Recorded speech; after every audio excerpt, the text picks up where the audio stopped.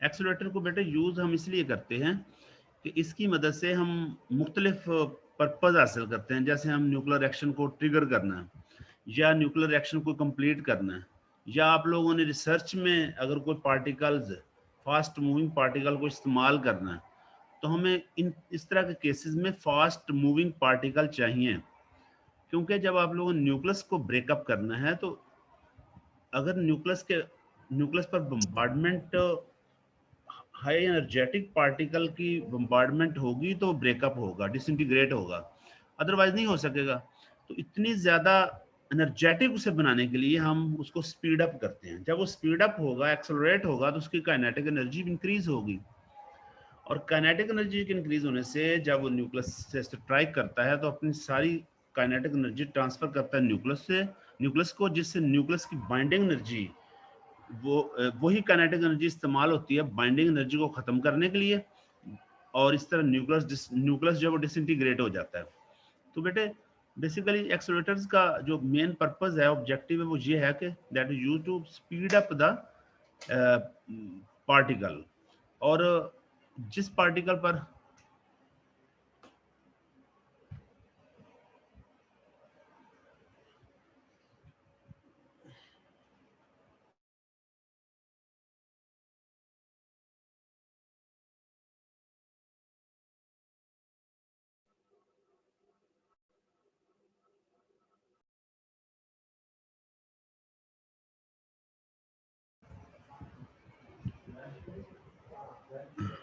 बेटे जो accelerator main हम आज डिस्कस करेंगे उसका नाम है the cyclotron. The cyclotron cyclotron असल में ये 1934 में कंस्ट्रक्ट किया गया था। ये कंस्ट्रक्ट किया था लॉरेंस ने और लिविंगस्टोन ने। आप लोग इसको जरा समझेंगे।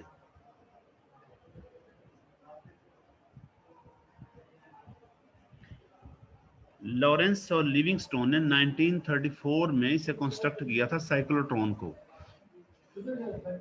Cyclotron is a type of accelerator that is used to accelerate the particle, but it is unable to accelerate every type of particle. It specifically accelerate charged particle, positively charged particle को ये specially accelerate करता है। जैसे helium alpha particles हैं, proton हैं, ड्यूट्रियन हैं, इनको specially ये एक्सेलरेट करता है।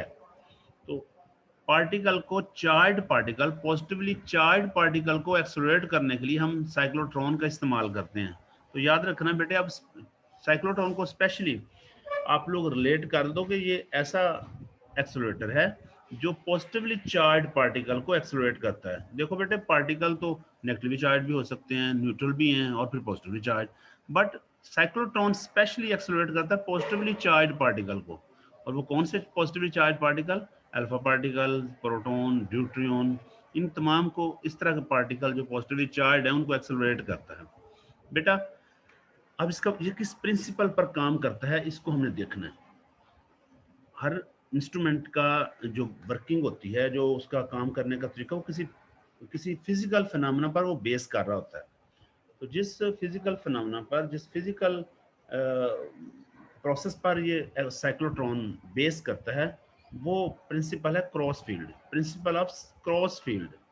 आप ये सारी चीज़ों को बहुत ध्यान से सुनते जाएं और नोट करते जाएं। अगर इस तरह कोई भी क्वेश्चन आपके माइंड में आ रहे हैं तो खामोशी से भी सुनेंगे और फिर मुझसे डिस्कस करेंगे जब आप लोगों को लेक्चर ये मैं थोड़ा बता दूंगा।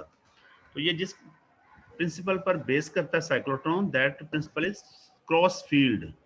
क्रॉस फील्ड बेटे, क्रॉस फील्ड है क्या? क्रॉस फील्ड असल में, क्रॉस फील्ड है दो फील्ड का क्रॉस।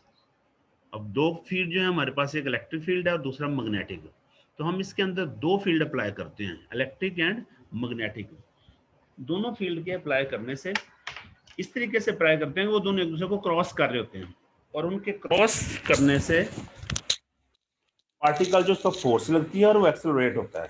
ये सारी डिटेल को देखेंगे कि वो कैसे एक्सेलरेट हो जाता है पार्टिकल जब हम फोर्स लगाते हैं। सॉरी, दो फील्ड जब क्रॉस करते हैं तो पार्टिकल कैसे एक्सेलरेट हो जाता है, इसको भी हम देखते हैं। यानी वो आप लोग ये समझ लें कि वो प्रिंसिपल कौन सा है, cross field principle, cross field का प्रिंसिपल है।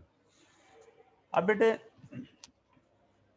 इसकी कंस्ट्रक्शन पर आते हैं, लेकिन याद रखना पार्टिकल इलेक्ट्रिक और मैग्नेटिक फील्ड के अंदर बार बार जब चलता है, आपको पता है मैग्नेटिक फील्ड का पर्पज़ ये है कि ये पार्टिकल को एक्सेलरेट तो नहीं करेगा, लेकिन उसको सर्कुलर पाथ पर ले आएगा। यानी अगर कोई भी चार्ज पार्टिकल किसी मैग्नेटिक फील्ड में एंटर होता है तो वो मैग्नेटिक फील्ड उस पर फोर्स लगाता है, जिसकी वजह से चार्ज पार्टिकल लीनियरली मूव नहीं करता बल्कि सर्कुलर पाथ पे मूव करना शुरू कर देता है।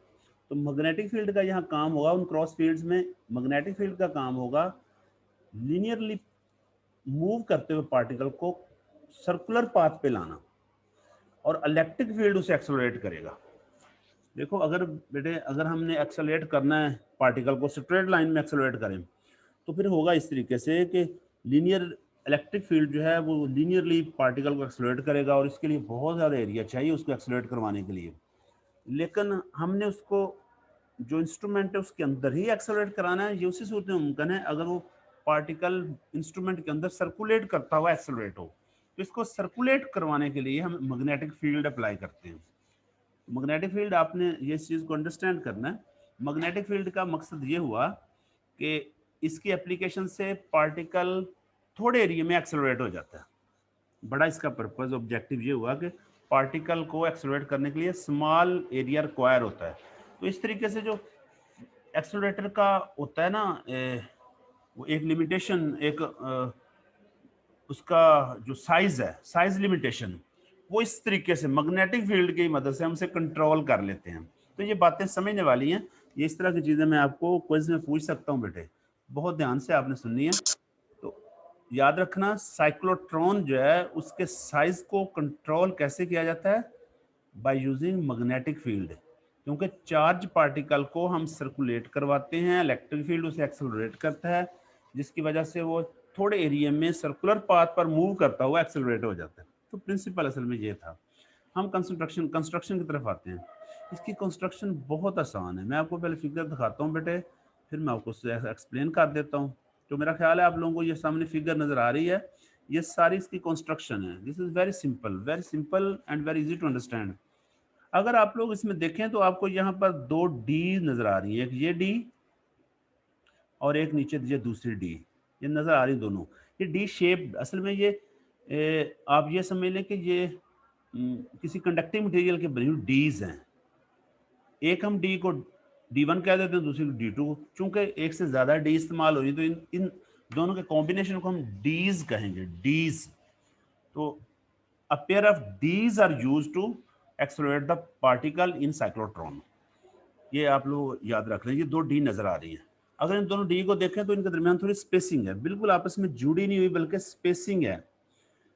और ये डीज इस तरीके से हैं कि ये बिल्कुल शीट की तरह नहीं है, बल्कि आप समझ लें कि इनके अंदर स्पेस है, और उस स्पेस के अंदर पार्टिकल ने एक्सेलरेट होना है। यानी पार्टिकल डीज के अंदर भी जाएगा, बाहर वो खाली जगह में भी आएगा, और अंदर भी इस तरह मूव करेगा एक डी से दूसरी डी में, लेकिन एक डी से दूसरी डी में जाते हुए खाली जगह जो है वहां से भी पास होगा, लेकिन सर्कुलर पाथ में इसके अंदर मूव करेगा। तो ये दोनों pair of dees are use in cyclotron, और ये मेन पार्ट है साइक्लोट्रॉन का। और अगर आप देखें D2 के ये एंड पर बिल्कुल एक विंडो रखी हुई है, and this window we name it W। इस विंडो को बिल्कुल एक डी के एंड पे रखा है। असल में चार्ज पार्टिकल जब एक्सेलरेट होगा तो उसका जो कर्वेचर है वो कम होता जाएगा, और उसके कर्व्ड पाथ जो है वो बड़ा होता जाएगा। ज़ाहिर कर्वेचर कम होगा तो पाथ बड़ा होता जाएगा। स्पीड अप होने की वजह से, एक्सेलरेट होने की वजह से उसके उस पर सेंट्रीपिटल फोर्स बढ़ती जाएगी, जिसकी वजह से वो बाहर को मूव करता जाएगा, और इस तरह वो उसका जो साइज है पाथ का वो बड़ा होता जाएगा। और जब वो बहुत ज़्यादा स्पीड अप होगा तो वो विंडो में से गुजरकर बाहर टारगेट की तरफ चला जाएगा। तो अगर आप लोग देखें तो ये पार्टिकल यहाँ से ऐसे एक्सेलरेट होता हुआ घूमता हुआ बिल्कुल इस यहाँ से आके ये विंडो से गुजरकर ये टारगेट से जाके हिट करेगा। और ये टारगेट असल में वो टारगेट मटेरियल है जिसके न्यूक्लियाई को हमने डिसइंटीग्रेट करना है। आप बात शायद समझ रहे हैं बेटे। अगर किसी बात का नहीं पता चल रहा तो आपके पास कॉपी पेंसिल होनी चाहिए, और उस चीज़ को नोट करते जाएं। At the end of lecture आप लोगों ने मुझसे ज़रूर पूछना। तो बेटे आप इसको देख लें, दो डीज, इनके अंदर चार्ज पार्टिकल को हमने एक्सेलरेट कराना है, और हमने फिर इन दोनों पार्टिकल जब एक्सेलरेट हो जाएगा तो विंडो में से गुजार के टारगेट पर हिट करवाना है।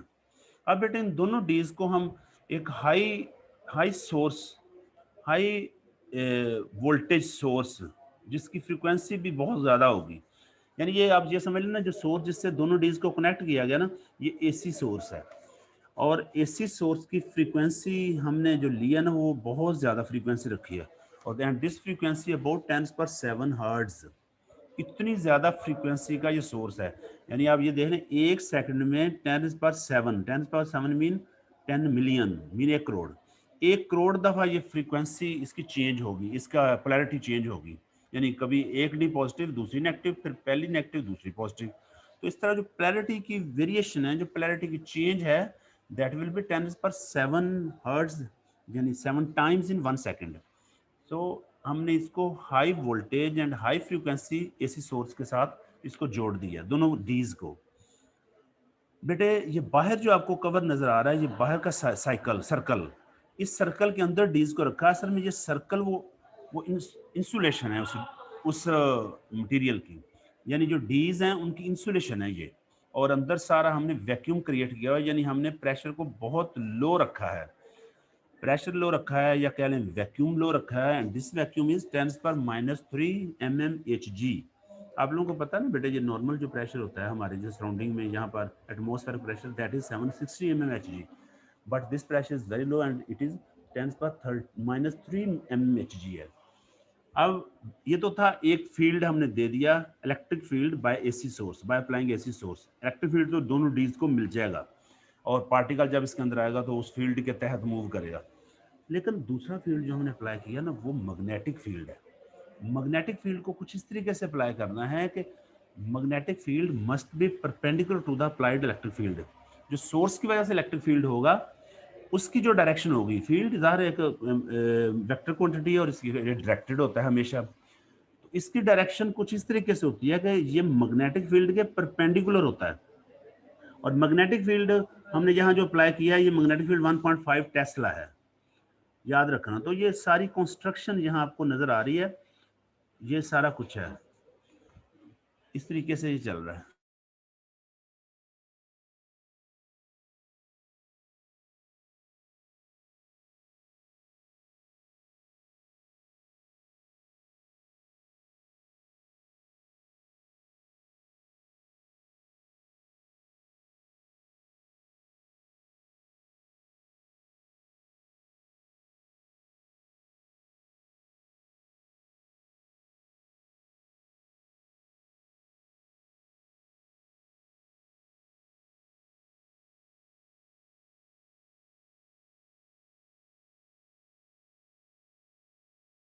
अच्छा बेटे, मैंने ज़रा म्यूट किया था, ये वो आ गए थे इसलिए, उनसे ये बाहर से स्टूडेंट थे।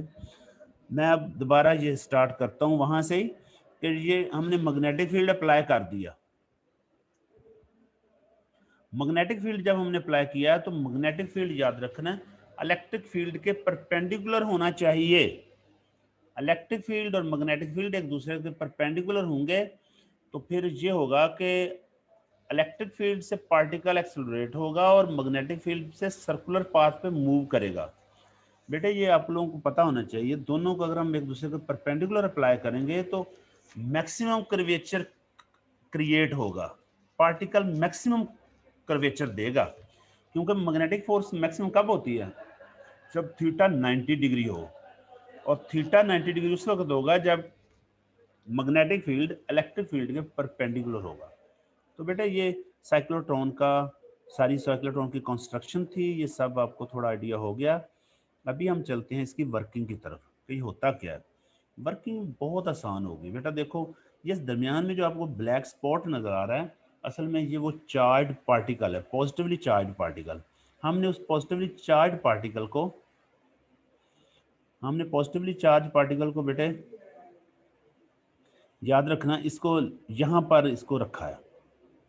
ये नहीं कि ये चूंकि पार्टिकल है, लेप्टॉन कभी भी रेस्ट में नहीं होते, लिहाजा जब इसे यहाँ रखेंगे तो ये मूव कर रहा होगा। या ये समझ लें कि जो हमारे पास पार्टिकल का सोर्स है ना, वहाँ से इसे यहाँ बेच दिया। जो ही ये यहाँ आएगा पार्टिकल पॉजिटिवली चार्ज, तो बाहर फील्ड है, इसे दोनों डीज के दरमियान रखा है, और डीज को तो पोटेंशियल अप्लाई किया हुआ, एक डी पॉजिटिव और दूसरी नेगेटिव। हम फर्ज कर लेते हैं नीचे वाली डी पॉजिटिव है और ऊपर वाली नेगेटिव है। तो ऊपर वाले डी की तरफ ये अट्रैक्ट होगा। अब ये बेटे जब अट्रैक्ट होगा तो ये मूव करेगा, और इसकी मूवमेंट से ये होगा, मूवमेंट से मैग्नेटिक फील्ड इस पर फोर्स लगाएगा, जिसकी वजह से इसकी जो मूवमेंट है वो स्ट्रेट नहीं होगी बल्कि सर्कुलर होगी। ये सर्कुलर पाथ पे चलना शुरू कर देगा और ऐसे सर्कुलेट होकर डी के अंदर जाएगा। जो ही डी के अंदर जाएगा, डी के अंदर मैग्नेटिक फील्ड नहीं है, बाहर मैग्नेटिक फील्ड मौजूद है लेकिन डी के अंदर मैग्नेटिक फील्ड नहीं। सो ये कांस्टेंट स्पीड से मूव करेगा और सर्कुलर पाथ से होता हुआ डी के दूसरी तरफ से बाहर आ जाएगा। देखें मैं एरो को ले जा रहा हूँ वहां, यहाँ से इसे छोड़ा, ये मूव करता हुआ सर्कुलर पाथ पे मूव करता हुआ यहाँ से एंटर हुआ, फिर कांस्टेंट स्पीड से मूव करता हुआ यहाँ तक पहुंच गया। अब जहां ये पहुंचेगा, जो ही यहाँ पहुंचेगा, इसके अंदर ये उसी वक्त ही एसी सोर्स की फ्रीक्वेंसी चेंज होगी, पोलैरिटी चेंज होगी, फ्रीक्वेंसी उसकी खास फ्रीक्वेंसी, उस वजह से जो ही पोलैरिटी चेंज होगी तो ये वाली डी जो ऊपर वाली जो पहले नेगेटिव थी वो पॉजिटिव हो गई और नीचे वाली डी जो है वो नेगेटिव हो गई। लिहाजा इस प्रोटॉन के लिए नीचे वाली डी अट्रैक्ट करेगी और ऊपर वाली रिपेल, जिसकी वजह से ये एक्सेलरेट होगा, तेज होगा और तेजी से मूव करता हुआ D2 की तरफ भागेगा। जब D2 में ये एंटर होगा तो वो एक खास स्पीड, पहले से ज़्यादा स्पीड हासिल कर चुका होगा और फिर उसी स्पीड से मूव करता हुआ यहाँ तक पहुँचेगा इस डी के सिरे पर।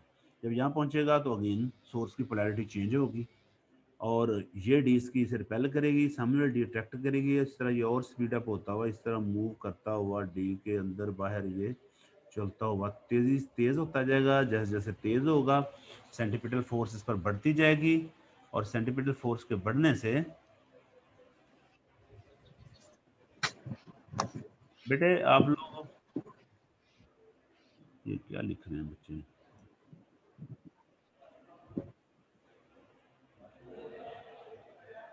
बेटे ये क्या पूछ रहे हैं आप अभी 1 मिनट पहले?